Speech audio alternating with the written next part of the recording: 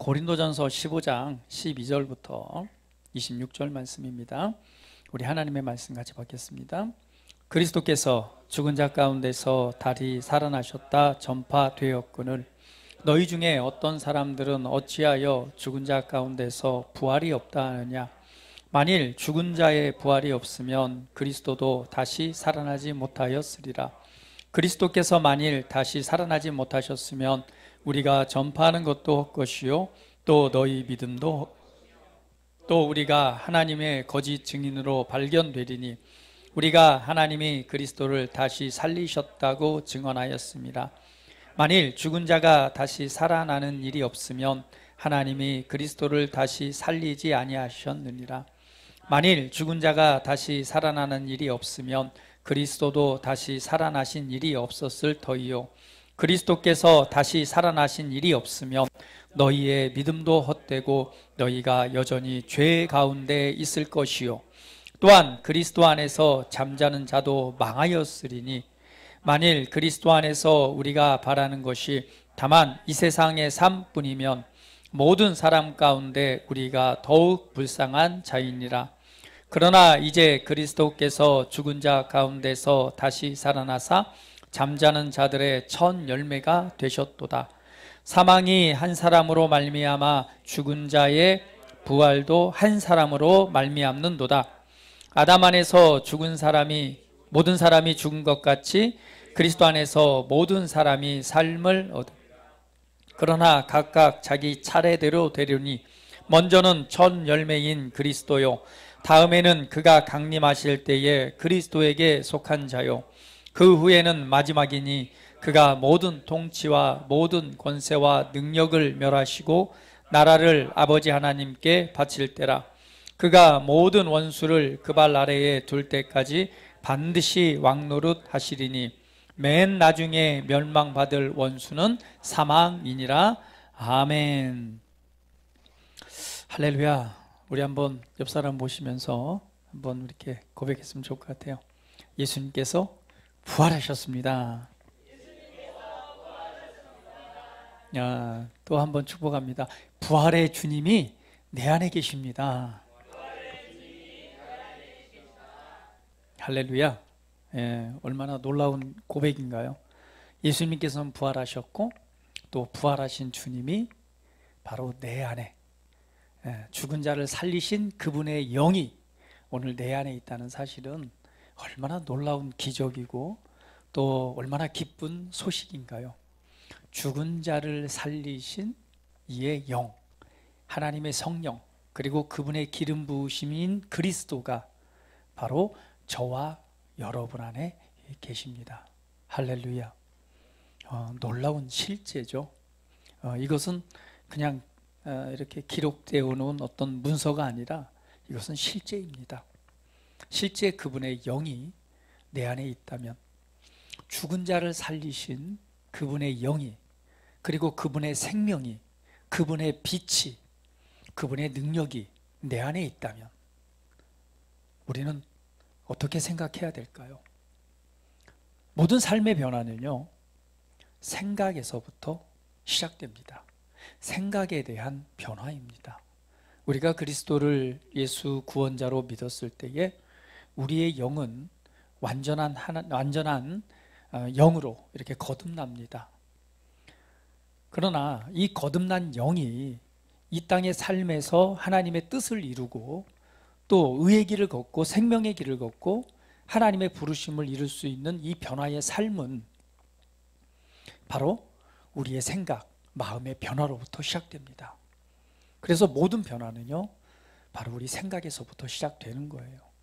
오늘 이 복음의 말씀을 들으시면서 이 생각을 완전히 바꾸십시오. 죽은 자를 살리신 이의 영이 내 안에 있습니다. 하나님의 생명이 내 안에 있습니다. 이 사실을 묵상하시면서 그렇다면 그분의 영이 내 안에 있다면 그분의 빛이 내 안에 있다면 그분의 능력이 내 안에 있다면 그분의 생명이 그분의 의가 내 안에 있다면 나의 삶은 어찌해야 될까? 이것을 한번 비교해 보시면서 오늘 내가 어느 위치, 어느 자리에 서서 이 삶을 살아내야 될지를 여러분 생각하시고 판단하신다면 여러분 안에 놀라운 변화가 나타나게 될 것입니다. 묵상해 보십시오. 죽은 자를 살리신 이의 영, 부활의 영, 오늘 그 영의 은혜가 지금 내 안에 있다는 사실을요. 자, 여러분, 오늘은 초실절 부활의 첫 열매이신 예수라는 제목으로 하나님의 말씀 나눌 건데요. 오늘 고린전서 15장에 보니까 부활에 관해서 말씀을 하고 있습니다. 예수께서 죽은 자 가운데서 다시 살아나셨다는 것이 전파되었거늘 너희 중에 어떤 사람들은 어찌하여 죽은 자 가운데 부활이 없다 하느냐라는 이 질문을 통해서 이제 말씀을 서술해 갑니다. 그렇습니다. 예수님께서 과연 부활하셨는가? 아마 예수님의 부활이 없다면 여기에 말하는 것처럼 이미 죽은 자들은 망한 자가 되었고요. 그리고 이 땅에서 지금 우리가 믿고 있는 우리들이 세상에서 가장 불쌍한 자들이다라고 말합니다. 결국은 부활은 무엇을 말씀하고 있나요? 부활은 이 땅의 삶뿐만 아니라 우리가 육체적인 죽음을 죽음 이후에 삶이 있다는 것을 명확하게 정확하게 보여주는 증거입니다. 그러므로 우리가 이 부활이라고 하는 것은 우리 그리스도인, 우리 믿음에 있어서 굉장히 중요한 문제죠. 그래서 오늘 이 부활의 첫 열매가 되신 예수님에 관해서 우리 성경의 말씀을 몇 가지를 한번 찾아보기를 원합니다. 20절에 보니까 이렇게 말하죠. 그러나 이제 그리스도께서 죽은 자 가운데서 다시 살아나사 잠자는 자들의 첫 열매가 되셨도다. 잠자는 자, 죽은 자로 표현 안 했죠. 잠자는 자들의 첫 열매가 되셨도다라고 말합니다. 왜 첫 열매라고 했을까? 여러분, 성경에서는 우리가 여러분 알고 있듯이 절기라는 게 있습니다. 그 절기를 뭐라고 표현하냐면 여호와의 절기다라고 말합니다. 왜 여호와의 절기라고 말하면 그 절기를 사람이 만든 것이 아니라 하나님께서 절기, 이걸 제정하시고 그 일들을 이루어 가셨기 때문에 이걸 하나님이 만드신 거다 해서 여호와의 절기다라고 말합니다. 그러면 구약 성경에서 나와 있는 이 가장 중요한 3대 절기가 있죠. 무엇인지 아시는 분이요? 하나님께서 강조하신 가장 중요한 절기 3대 절기가 있습니다. 무엇일까요? 야, 역시 우리 원약이가 저를 딱 중간에서 쳐다보면서 정확하게 오늘 뭐 먹고 싶은 거 있어요? 6월절, 예. 초막절. 또 뭐가 있을까요? 오순절이요? 네? 자, 6월절. 순서대로 가보죠. 6월절. 초막절은 맨 마지막이고요. 6월절. 네? 무교절이요? 6월절과 함께 시작하는 게 무교절이고요. 가장 그리스도인에게 가장 중요한 게 뭐예요? 구원의 날인 6월절. 그 다음에 뭐예요? 예? 크리스마스. 그렇지, 맞아요. 야, 맞아, 크리스마스. 근데 크리스마스는 하나님이 여호와의 절기다라고 말을 안 했기 때문에 빼고요. 그렇죠. 바로 초실절, 그 다음에 초막절이죠. 이 3대 절기를 가장 중요한 절기라고 말합니다. 6월절은 우리 지난주에 말씀 나누셨듯이 구원의 절기죠. 출발입니다. 그래서 예수님, 하나님께서 이 달이 첫 달이 되게 하라고 했어요. 그것은 어린 양이신 예수 그리스도의 희생과 죽음, 이것을 통해서, 그 피를 통해서 구원을 얻는 그 출발을 상징합니다. 그래서 우리 지난주에 6월절의 은혜를 좀 나눴었고요. 그 6월절의 시작이 바로 양 잡히던 예수님이 죽으신 바로 그날부터 시작이죠. 그러면 그 6월절과 시작과 함께 바로 이 주일이죠. 이 주일이 절기로 따지면 뭐라고요? 네? 오늘의 절기가 뭐예요? 초실절. 초실절이 뭔지 아세요? 그렇죠. 초실절은 보리의 첫 수확입니다. 낫을 대서 첫 첫 이삭을 누구께? 하나님께 바치라 해서 첫 열매를 하나님께 제물로 드리는 날, 이것이 바로 초실절입니다. 레위기 23장 10절 말씀, 11절 말씀 한번 같이 읽어볼게요. 자, 읽어봅니다. 자, 시작. 이스라엘 자손에게 말하여 이르되 너희가 내게 너희에게 주는 땅에 들어가서 너희의 곡물을 거둘 때에 너희의 곡물의 첫 이삭 한 단을 제사장에게로 가져갈 것이요. 그렇죠. 여기 보면 너희의 곡물을 거둘 때에 너희 곡물의 이삭 한 단을 제사장에게로 가져갈 것이요. 11절 말씀. 제사장은 너희를 위하여 그 단을 여호와 앞에 기쁘게 받으심이 되도록 흔들되 안식일 이튿날에 흔들 것이며. 자, 이게 바로 초실절입니다.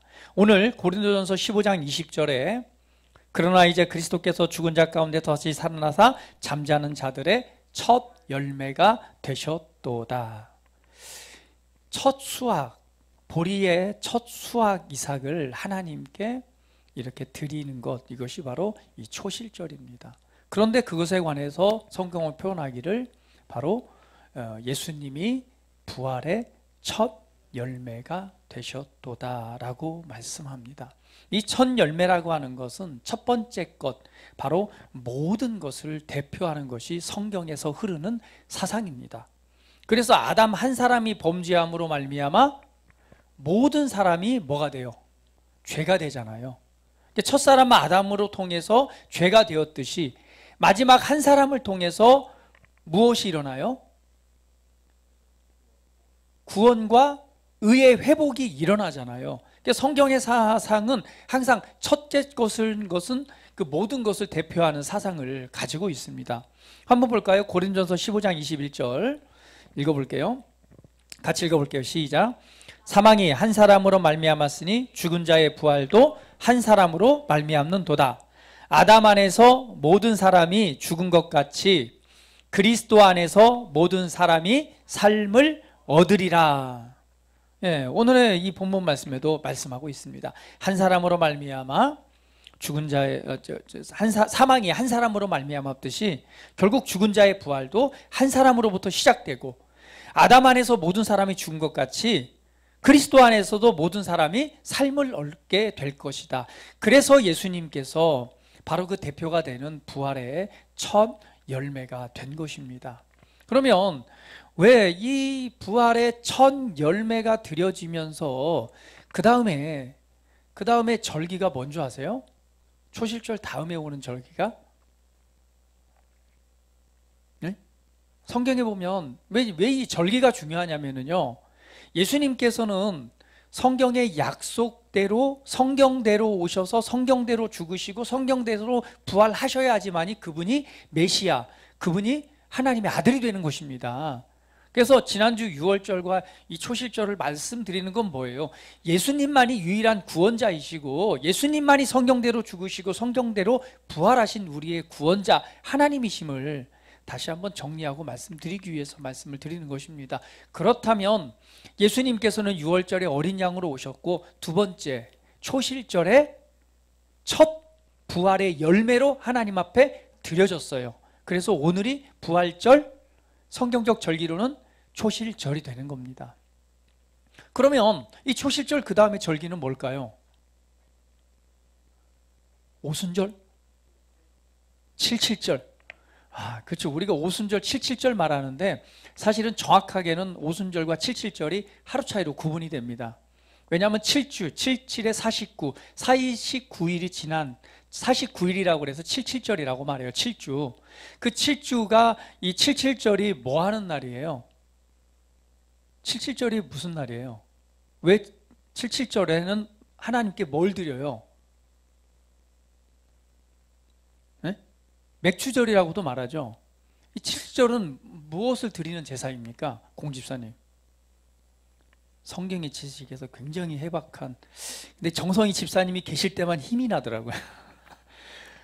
저기 근무 가시고 안 오신 날은 굉장히 이렇게 저기 있는데, 그래서 공집사님께서 부활절을 기념해서요, 저기 떡을 준비했습니다. 그래서 특별히 저기 장 집사님이 좋아하시는 가래떡으로 준비를 했어요. 그래서 사람이 가래떡만 먹을 수 있느냐, 그래서 뭐 콩이 들어간 콩떡도 준비를 했어요. 이렇게 두 종류를 준비했는데, 여러분 예배 끝나고 맛있게 드시고 가래떡 싸가셔서 이렇게 냉동고에 넣어놓으셨다가 맛있게 구워 드세요. 할렐루야. 감사하지 않아요? 굉장히 나 먹어보니까 맛있던데요. 네, 부활절을 기념해서 감사함으로 또 이 섬기셨습니다. 자, 할렐루야. 그러면 이 77절 맥추절은 뭐 하는 날인가요? 그날은요, 여러분, 이 부활의 첫 열매가 드려지는 날, 부활의 첫 열매, 첫 이삭이 바로 초실절부터 시작합니다. 근데 이 초실절부터 시작해서 이 77에 49, 49일 동안 계속해서 보리와 밀의 추수가 이어져 가요. 그 추수가 끝나는 날이 언제냐면 바로 77절입니다. 그래서 추수가 끝나고 하나님께 드리는 거예요. 이렇게 보시면 돼요. 근데 여러분 보세요. 왜 이 이 부활의 첫 열매의 이 보리 이삭은 어느 지역의 이삭이 드려지는 줄 아세요? 갈릴리 지역의 이삭을 드립니다. 왜 그러냐면요, 갈릴리 지역은 화산지대, 현무암지대래요. 그래서 흙이 굉장히 검습니다.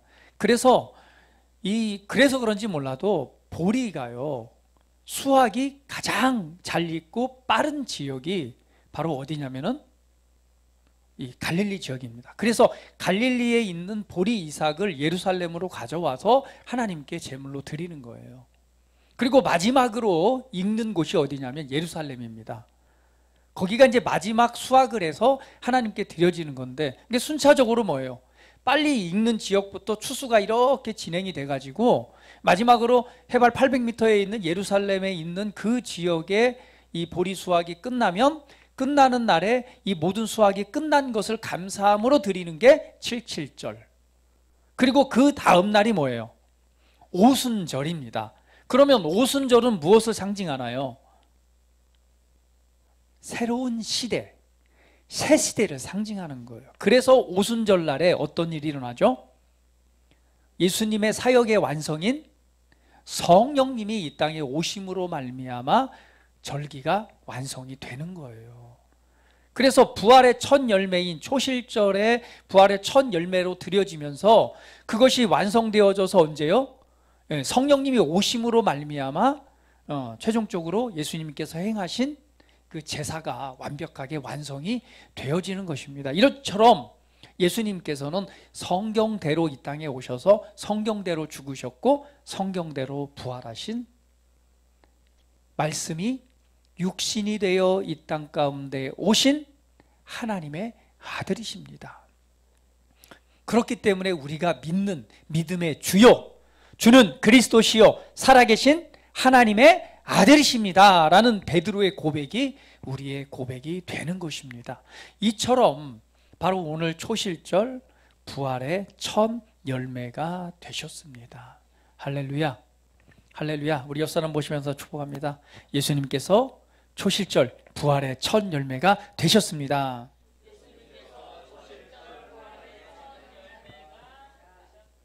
이것은 고린도전서 15장 23절에 말씀하듯이 각각 자기의 차례대로 되려니 먼저는 첫 열매인 그리스도요 다음에는 그가 강림하실 때에 그리스도에 속한 자요. 부활의 첫 열매로서 하나님께 드려지고 나서 그 다음에 완성은 뭐예요? 계속해서 그 다음 순서로 뭐가 돼야 돼요? 하나님께 드려져야 되잖아요. 그 농사의 그 절기의 원칙대로 예수님께서 부활의 첫 열매가 됐다면 두 번째, 그 다음은 누구라고 말하고 있어요? 그분이 예수님께서 뭐 하실 때?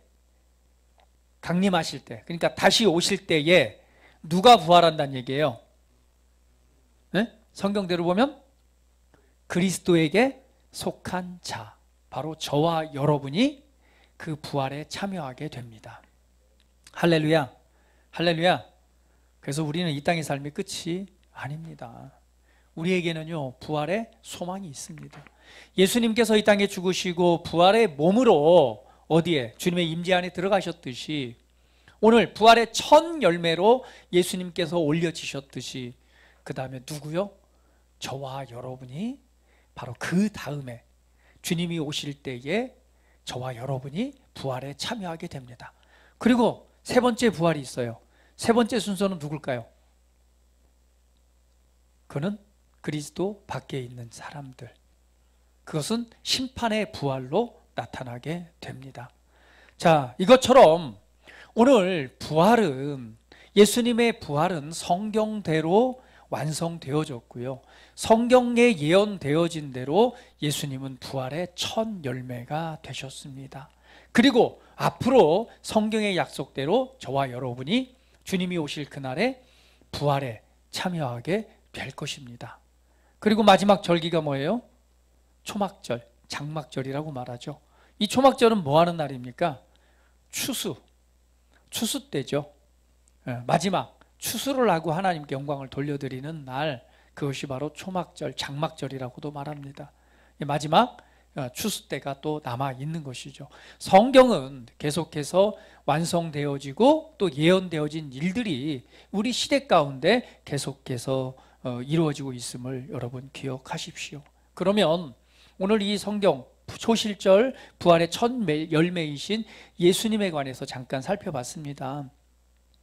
예수님께서는 성경대로 이 땅에 오셔서 성경대로 죽으셨고 또 성경대로 오늘 이 초실절의 부활의 첫 열매로서 부활하셨습니다.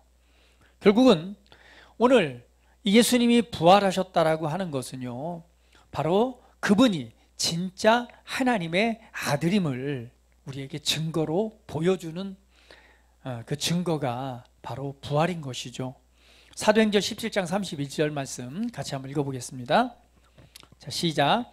이는 정하신 사람으로 하여금 천하를 공의로 심판한 날을 작정하시고 이에 그를 죽은 자 가운데서 다시 살리신 것으로 모든 사람에게 믿을 만한 증거를 주셨음이니라 하시니라. 모든 사람이 믿을 수 있도록 주신 증거가 바로 예수님의 부활입니다. 결국은 예수님이 부활하셨다라고 하는 것은 그분이 하나님의 아들임에 대한 확증이요, 우리가 믿을 수밖에 없는 증거, 팩트인 것입니다. 할렐루야, 할렐루야. 바로 이 부활절을 맞이해서 이 부활이 주는 의미를 좀 더 한번 생각해 보시기를 바랍니다.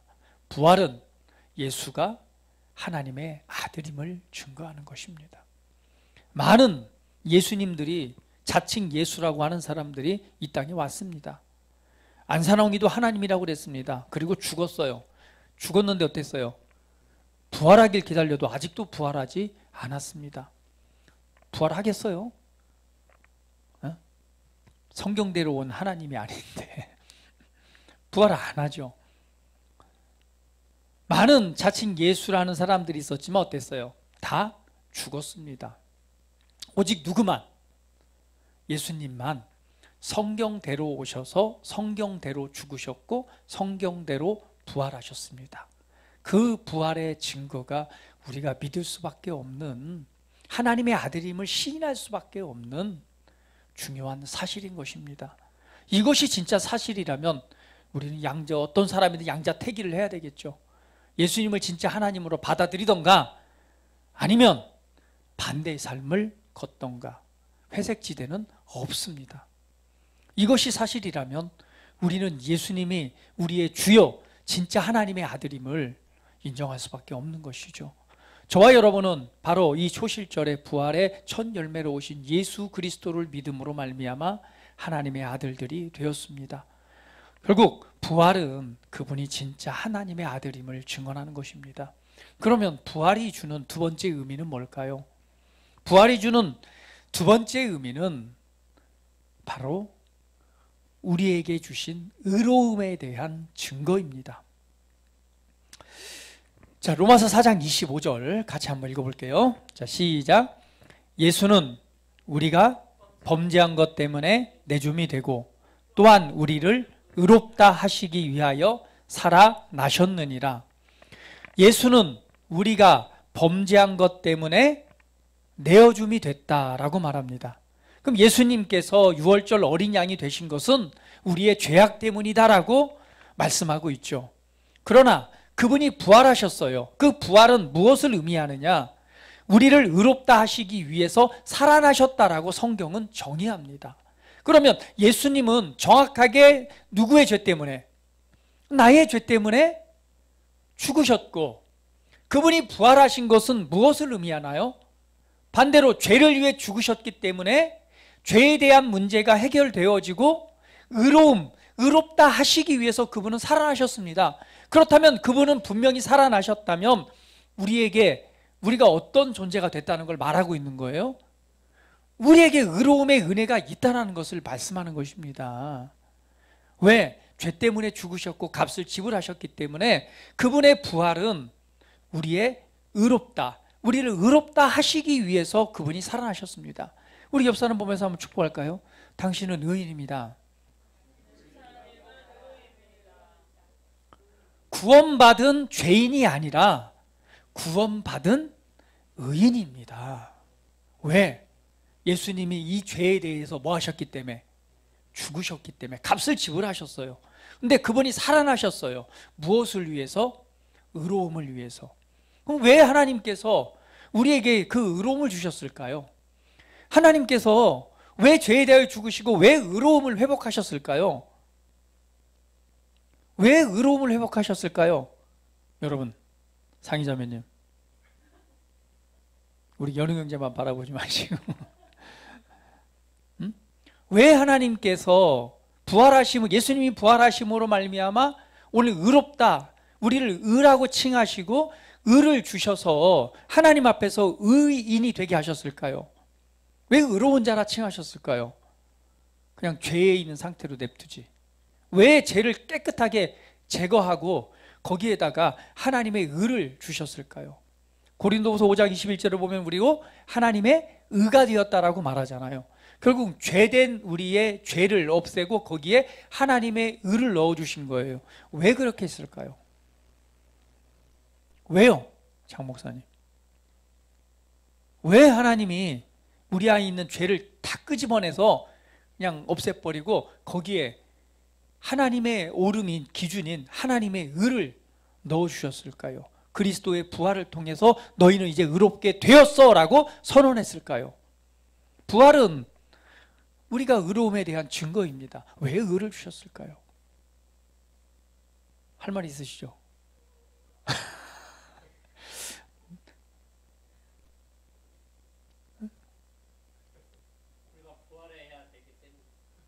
우리가 부활해야 되기 때문에. 할렐루야. 많이 생각하고 지금 저한테 쳐다보면 꼭 질문해달라 이런 눈빛을 쳐다봤어요.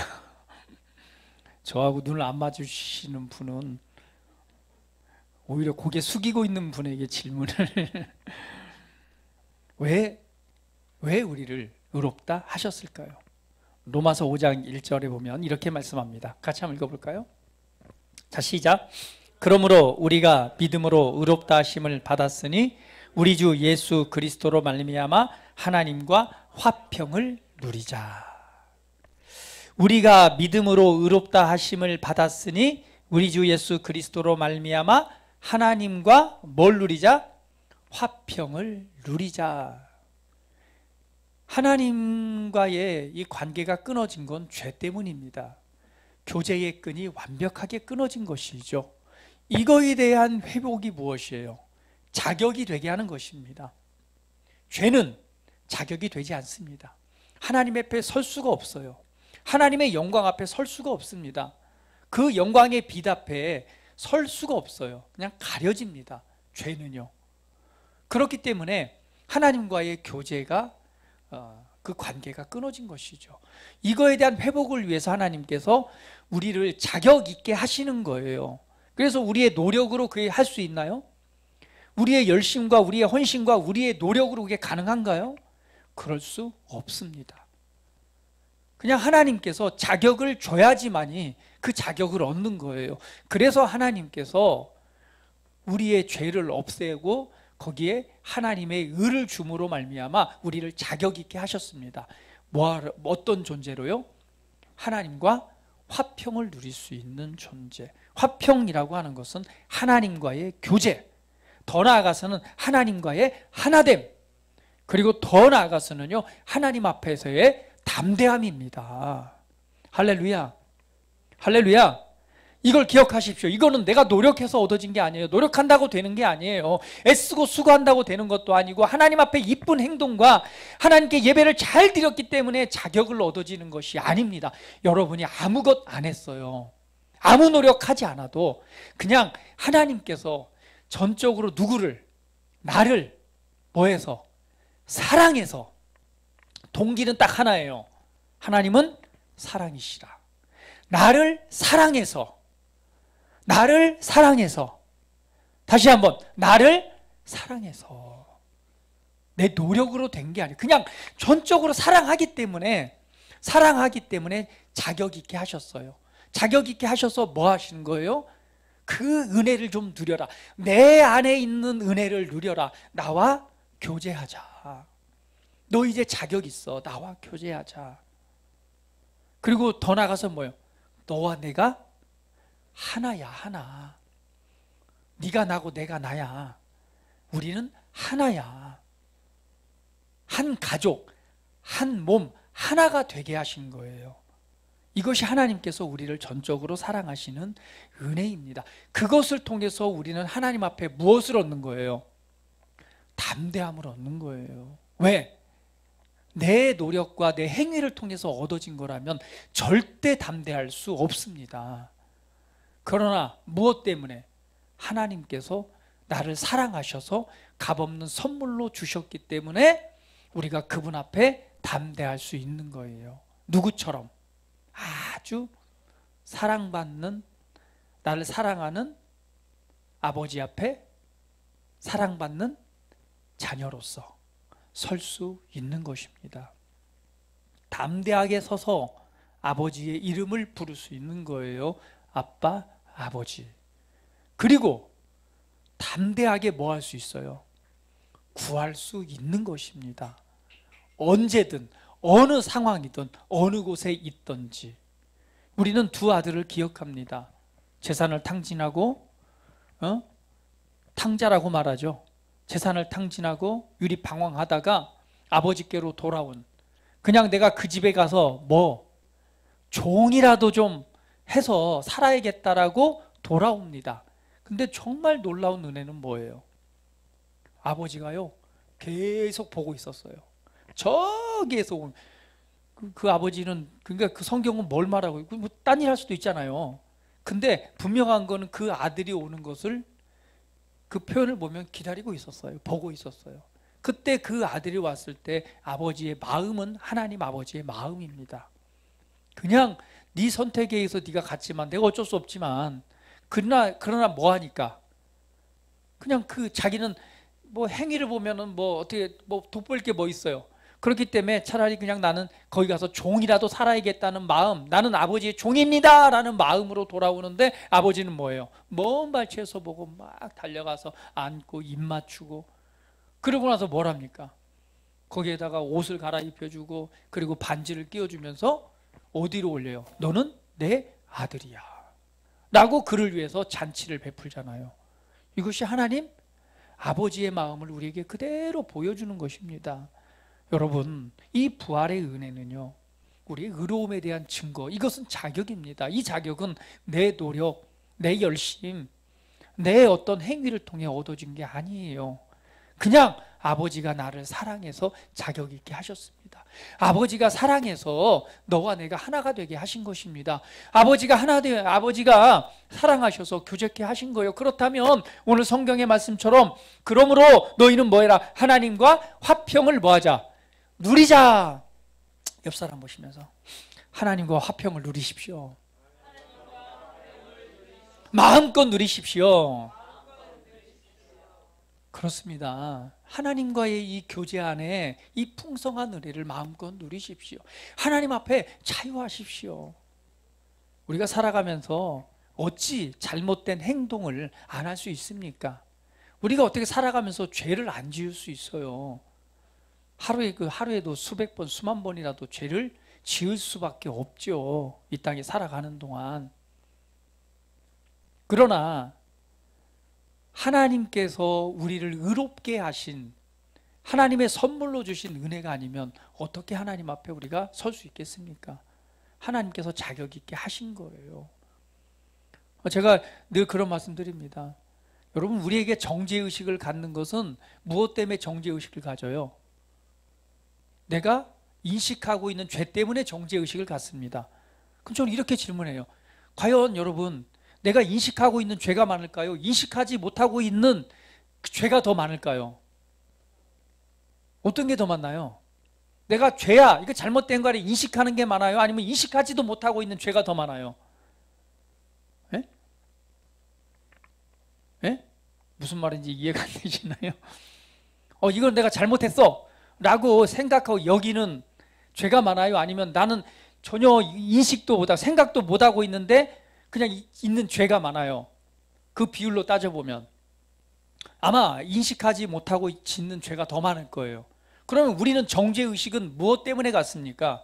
인식하지, 알지도 못하면요 정죄의식도 없어요. 알고 있기 때문에, 인식하기 때문에 정죄의식을 갖습니다. 이것을 말씀드린 건 하나님께서 주신 의에 대한 부분을 말씀하는 거예요. 결국은 뭐예요? 그 본질을 따지자면 어떻게 하나님 앞에 서요? 설 수가 없죠. 그런데 하나님께서 우리를 의롭게 하셨습니다. 단지 하나님과의 교제와 관계를 끊는 것은 잘못된 정죄의식입니다. 할렐루야. 우리는 구원받은 죄인이 아니라 구원받은 의인입니다. 왜? 그분이 의롭게 하셨기 때문에. 그러나 우리 가운데 이 살아가면서 짓는 이 정죄의식, 정죄를 주는 그런 죄가 있다면 요한일서 1장 9절처럼 뭐라고 말해요? 즉시 자백함으로 거기서 빠져나와야 되는 거예요. 그 의식을 해결함으로 거기서 빠져나와야 해요. 돌이킴이라고 말합니다. 이것이 우리에게 주신 은혜입니다. 할렐루야. 그러므로 말미암아 여러분, 다시 한번 옆 사람 보시면 하나님께서 당신을 자격 있게 하셨어.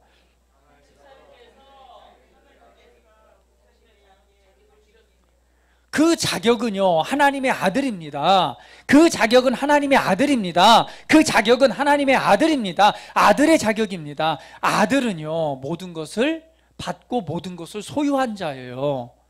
여러분의 생각을 이 시간 완전히 바꾸십시오. 그리고 하나님께서 주신 자격과 그 은혜와 화평을 누리는 자로 나타내십시오.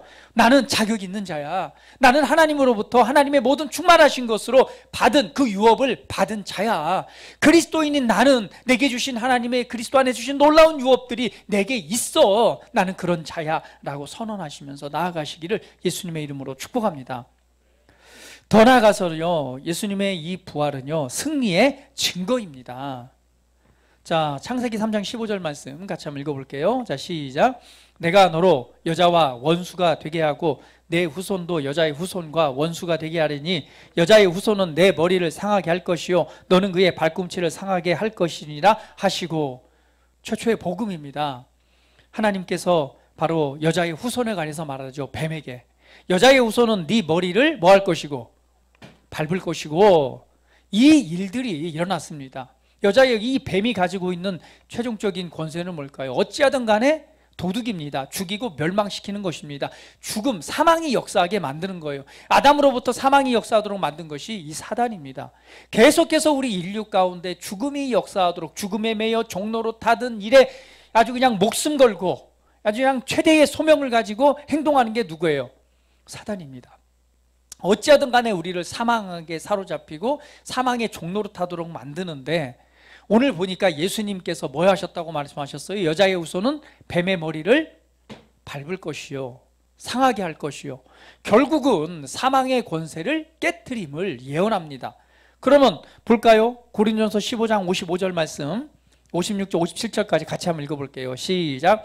사망아 너의 승리가 어디 있느냐? 사망아 내가 쏘는 것이 어디 있느냐? 사망이 쏘는 것은 죄요 죄요 권능은 율법이라. 우리 주 예수 그리스도로 말미암아 우리에게 승리를 주시는 하나님께 감사하노니. 오늘 사망의 권세를 깨트리심으로 말미암아 예수님께서 뭐요? 부활하셨습니다. 예수님은 죽으셨습니다. 진짜로 죽으셨어요. 이 몸에 물과 피를 다 쏟으심으로 진짜로 죽으셨습니다. 근데 죽으신 그분이 어떻게 되셨어요? 죽음이라는 권세를 깨뜨리고 그분이 부활하셨습니다. 할렐루야. 결국은 사망을 이기신 이김이 우리 안에 있습니다. 그러므로 말미암아 여러분, 부활은 승리의 증거입니다. 부활은 승리의 증거입니다. 그러면 우리가 이 땅 가운데 삶을 살아가는 데 있어서 우리를 사망의 종로로 타고 사망이 우리를 도전하고 하는 일들이 얼마나 많이 있나요? 어찌하든 간에 우리가 사망과 어둠 가운데 이렇게 그 영향력 아래에 있기를 미혹하고 도전하고 삼킬 자를 찾는 우는 사자처럼 이렇게 삼킬 자를 찾는 거예요. 누가요? 사단이요. 그런데 여러분 기억하세요. 부활은 사망으로부터의 해방입니다. 어둠으로부터의 승리입니다. 그렇다면 오늘 승리자의 의식을 가지십시오. 사망에 관련된 것들이 뭘까요? 사망은요, 죽음입니다. 사망은 질병입니다. 사망은 슬픔, 더 나아가서는 우울, 괴로움, 절망, 기타 우리 삶을 힘들고 어렵게 하는 모든 것들입니다. 우리로 하여금 그것에 뭐하게? 종로로 타도록 만드는 거예요. 그런데 여러분 기억하세요. 이 사망을 예수님께서 이기셨습니다. 사망이 생명으로, 사망이 빛으로 바뀌었습니다. 그러한 승리가, 이 부활의 승리를 통해서 그 승리가 우리 안에 있다라고 하는 사실입니다. 그렇다면 여러분 어떤 상황이든 어떤 삶의 도전이 있건 그것에 그냥 있는 그대로 여러분을 그냥 방치하지 마세요. 그냥 방치하지 마세요. 그냥 그런 도전에 그냥 자신을 내버려 두지 마세요. 오늘 이 부활의 은혜를 통해서 승리하신 부활의 은혜를 강력하게 믿음으로 말미암아 그것을 주장하시기를 바랍니다. 어둠아, 사망아, 쏘는 것이 무엇이냐?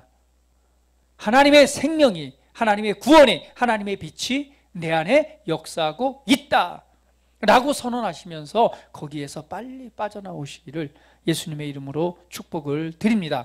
골로새서 2장 15절 말씀 마지막으로 말씀 볼게요. 자, 시작.